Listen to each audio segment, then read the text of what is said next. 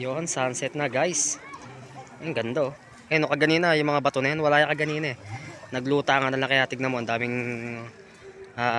ayun oh, mga tao. Nangunguhay na mga siguro, yung mga pugitang sumuksok sa mga bato. At saka yung mga isdang mga naipit siguro sa, ano, sa bato. Kasi na ganun eh, parang nag low tide na, bumaba na yung tubig. Yan, kitang kita na yung mga bato. Ayun oh. Kanina, pumunta kami dyan kanina, may tubig pa.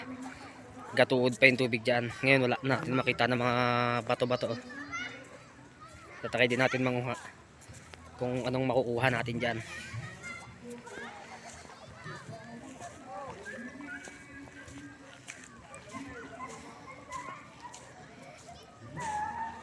Ayun na, sari-sari siguro nakukuha na dyan. May mga dala silang balde eh. Ayun o, hanggang doon yun o. Oh.